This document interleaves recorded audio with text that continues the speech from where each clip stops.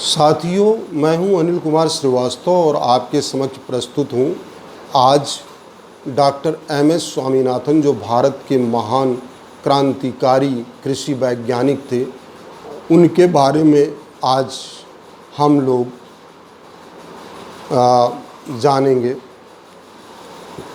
भारत में कृषि क्रांति के प्रणेता और विश्व खाद्य पुरस्कार पाने वाले पहले व्यक्ति श्री एम.एस. स्वामीनाथन को भारत कभी भी नहीं भूल सकता है। कृषि में नवाचार के लिए वो एक तरह से ऊर्जा के घर थे। He was the light house of the innovations. कृषि वैज्ञानिक की देह से विदेह हो जाना भारत के लिए एक ऐसी क्षति है जिसको कभी भी पूरा नहीं किया जा सकता है। भारत अन्न अकाल से ग्रस्त था और इसको अन्न अकाल से मुक्त करने के लिए उन्होंने एक बीड़ा उठाया। 1943 में जब बंगाल का भीषण सूखा पड़ा और उसमें दाने दाने के लिए लोग मोहताज होकर के लाखों की संख्या में लोगों की मृत्यु हो गई, उस समय 18 वर्ष के इस युवक ने, जो कि केरल यूनिवर्सिटी का विद्यार्थी था, इस ट्रेजिडी से इतना दुखी हुआ कि उसने ये ठान ली कि भारत को हम इस बड़े कलंक को मिटा करके रहेंगे। भारत में भूखमरी से कोई भी व्यक्ति नहीं मरेगा। यह प्रण उन्होंने उसी दिन ले लिया था 1943 में, उस समय की स्थिति को देख करके।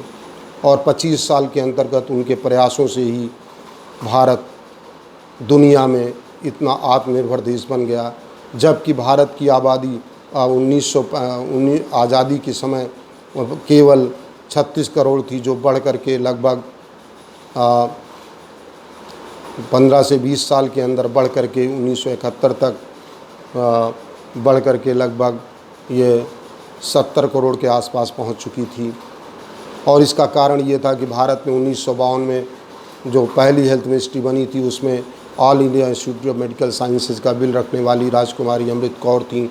उन्होंने पूरे देश में हेल्थ स्ट्रक्चर को ठीक करने के लिए काम किया और इसके कारण जो डेथ रेट उस समय 50 प्रति हज़ार था, उसको कंट्रोल कर काफ़ी हद तक कर लिया गया।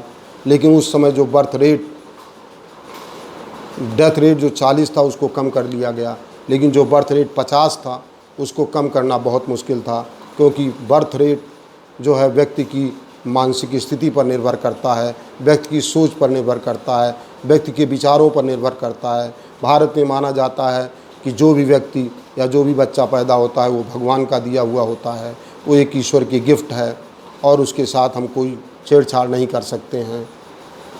और इस प्रकार जब डेथ रेट कंट्रोल हो गया तो वो डेथ रेट 20 पर आ गया और जन्म दर 20 ही बनी रही, 50 ही बनी रही, दोनों के बीच में अंतर बढ़ता चला गया। इस प्रकार से हम देखते हैं कि भारत में एक्सप्लोसिव वृद्धि हो रही थी जनसंख्या में, जबकि खाद्यान्न में उतनी तरह से तरक्की नहीं हो रही थी। जैसा कि वैज्ञानिक माल्थस ने कहा है कि जो जनसंख्या वृद्धि होती है वो हर निश्चित समय के बाद 20 या 25 वर्ष बाद डबल हो जाती है। अगर आज जनसंख्या 2 है तो कल 2 की घात 2 बराबर 4 हो जाएगी और उसके एक निश्चित 20 साल बाद 2 की घात 3 बराबर 8 हो जाएगी। लेकिन जो खाद्यान्न उत्पादन है, अगर उसमें तकनीकी परिवर्तन नहीं किए गए तो वो 2 धन 2 बराबर 4, 4 धन 2 बराबर 6, 6 धन 2 बराबर 8, यानी अर्थमेटिकल श्रेणी में बढ़ेगा। और इसी कारण से थोड़े दिनों बाद दोनों के बीच में गैप पैदा होना होगा, यानी कि जितना उत्पादन होगा उससे ज़्यादा लोग खाने वाले होंगे। और फिर उसके बाद डार्विन का survival of the fittest rule लागू हो जाएगा और इसका मतलब है कि लोग या तो युद्ध से मरेंगे और या तो भूखों मर जाएंगे। लेकिन इस तरह की स्थितियों में रहते हुए डॉक्टर एम.एस. स्वामीनाथन ने ये कमाल किया। उन्होंने पंजाब की एक सीड लिया और एक दूसरा सीड को उन्होंने मिला करके एक वर्ण संकर सीड बनाई, जिसका उत्पादन 4 से 5 गुना था और जो कि पंजाब, हरियाणा और पश्चिमी उत्तर प्रदेश में तेज़ी से उत्पादन बढ़ गया। जबकि आप जानते हैं कि उत्पादन भारत में मात्र 5 करोड़ टन था आज़ादी के समय और आज 330 करोड़ टन मिलियन टन है। और ये उत्पादन अगर 64-65 में देखें तो उस समय ये पहले 89 मिलियन टन था, लेकिन 65-66 में ये घट करके 70 टन हो गया, 70 मिलियन टन हो गया। और उसके बाद अगले वर्ष में घट करके 74 टन हुआ। और इसके बाद अगर देखें तो 70-71 में ये उत्पादन जंप करके 95 मिलियन टन हो गया। और तब वो ग्रीन रिवॉल्यूशन के जो परिणाम थे वो आने लगे थे। जो नई तकनीक, एम.एस. स्वामीनाथन ने कहा कि भारत में जो खेती में उत्पादन कम हो रहा है, इसका कारण ये है कि हम पुरातन बीजों को बो रहे हैं या पुरातन कोई हम नई टेक्नोलॉजी नहीं ला रहे हैं। उन्होंने नए खाद, नई बीज और नए ट्रैक्टर आदि का जो है उपयोग करने के लिए उन्होंने कहा। इसके अलावा उन्होंने खेती के क्षेत्र में, कृषि में महिलाओं को भी बढ़ावा दिया। इस प्रकार से जो जेंडर गैप था उसको भी उन्होंने कम किया। उनके लिए पुरस्कार तो जैसे अनगिनत पुरस्कार मिलते चले गए। उनको 1968 में पुरस्कार पद्मश्री मिला, फिर 1971 में पुरस्कार उनको पद्म विभूषण मिला, 1974 में पद्म विभूषण मिला, जो कि देश का सबसे बड़ा दूसरे नंबर का सिविलियन अवार्ड है। ये समझ से परे है कि उनको क्यों नहीं भारत रत्न दिया गया, लेकिन उनका योगदान, जिन्होंने सारे देश को एक बड़े कलंक से बचाया। नहीं तो भारत के लोगों को PL 480 के अंतर्गत प्राप्त गेहूं, जो कि सड़ा गेहूं होता था, वो जो है अमेरिका से मिलता था और भारत की जनता को दिया जाता था।